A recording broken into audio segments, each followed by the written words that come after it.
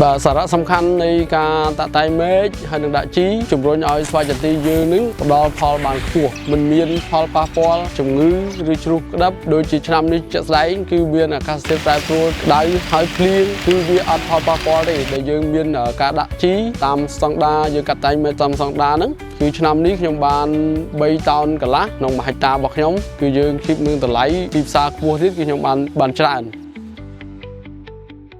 តើតើនឹងដំណាំស្វាយចន្ទីដើម្បីយើងឲ្យបានទិន្នផលច្រើនហើយមានគុណភាពទីមួយយើងចាប់ផ្ដើមតាក់តែងមែក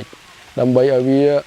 មានបរិយាកាសគ្រប់គ្រាន់យើងកាត់មែកស្អុយចេញដើម្បីកាត់បន្ថយការស៊ីជីមួយទៀតកាត់បន្ថយនៃជំងឺដោយពពួកជំងឺផ្សិតនឹងដើមចម្រោះសត្វល្អិតបើយើងទុកមែកច្រើនស្លឹកច្រើននោះគឺយើងវាធ្វើឲ្យពពួកសត្វល្អិតច្រើនវាធ្វើឲ្យយើងនឹងមានផលប៉ះពាល់ច្រើនដូចជាក្របខ្មៅក្របស្អុយដោយពពួកជំងឺតើតងនឹងការតែងមែកគឺយើងចាប់តែងពីខែ6ខែ7គឺយើងចាប់តែងវាដើម្បីឲ្យមែកស្វាយចន្ទីនឹងវាអត់នៅរងសម្ពាធនៅមែកខូចមែកស្អុយនឹងទេពេលវេលាដែលយើងត្រូវតែងមែកឲ្យសមស្របគឺក្រោយពីប្រមូលផល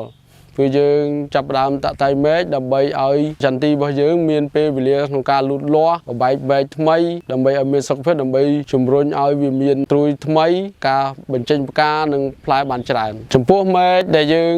ត្រូវតាក់តែងនេះទី1គឺមែកដែលនៅខាងក្នុងមួយមែកដែលមានជំងឺ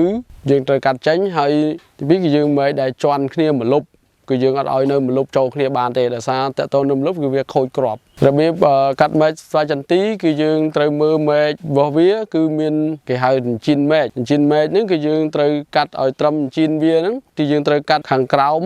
20% ដើម្បីជៀសវាងការកាត់ពីលើតម្លាក់ទៅវាមិនប្រេះបែកនៅពេលដែលយើងកាត់គៀកហ្នឹងគឺវាងាយស្រួលក្នុងការដុសឆាប់លុបចិត្តវិញហើយតើតើនឹងប្រេះបែកបើយើងកាត់វែងទៅប្រេះបែកវាធ្វើឲ្យពពួកសត្វល្អិតដូចជាពងមូលតែវាពងនៅប្រេះបែកហ្នឹងធ្វើឲ្យចម្រោបសត្វល្អិតវានៅក្នុងហ្នឹងធ្វើឲ្យប៉ះពាល់ដល់ដំណាំរបស់យើងបន្ទាប់ពីកាត់មែកហើយគឺយើងត្រូវលាបកបោកសិកម្មឬថ្នាំជំងឺគេហៅថ្នាំផ្សិតដើម្បីឲ្យវាឆាប់ដុះសម្បកចិត្តដើម្បីកុំឲ្យវាឆ្លងជំងឺឬក៏ពពួកផ្សិតឬក៏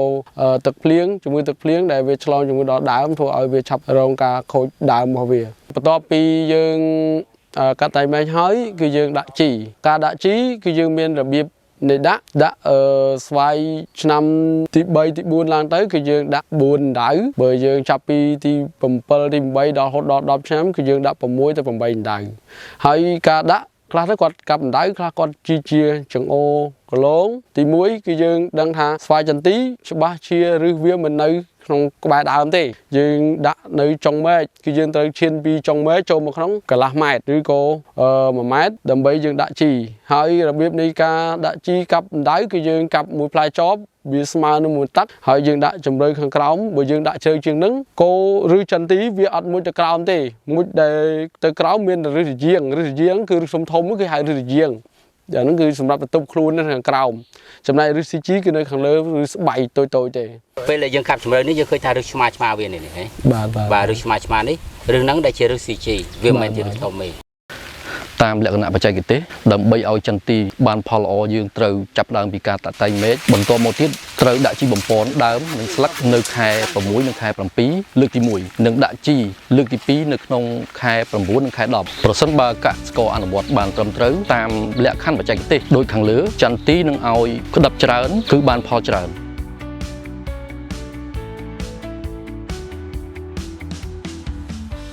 ខ្ញុំបាទសូមថ្លែងអំណរគុណដល់រាជរដ្ឋាភិបាលដែលលោកបានគិតគូរដល់សហគមន៍កសិកម្មជាពិសេសដល់ក្រសួងកសិកម្មដែលលោកខំប្រឹងខ្នះខ្នែងបង្ហាត់បង្រៀនផ្ដល់នៅបច្ចេកទេសជាច្រើនដល់សហគមន៍កសិកម្មនិងកសិកររបស់ខ្ញុំបាទហើយសូម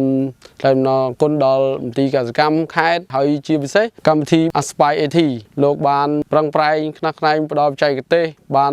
ឲ្យខ្ញុំទៅរៀនសូត្រពីតំបន់ខេត្តនានាផ្សេងដើម្បីយកមកបង្រៀនសមាជិកសហគមន៍របស់ខ្ញុំនៅបច្ចេកទេសថ្មីនៅបទពិសោធន៍ថ្មីដើម្បីឲ្យយើងគ្រប់គ្រងស្វាយចន្ទីបានជោគជ័យបានចូលរួមពង្រឹងស្មារតីកសិករបានធ្វើជំនួញស្វាយចន្ទីហាលសម្ងួតទាំង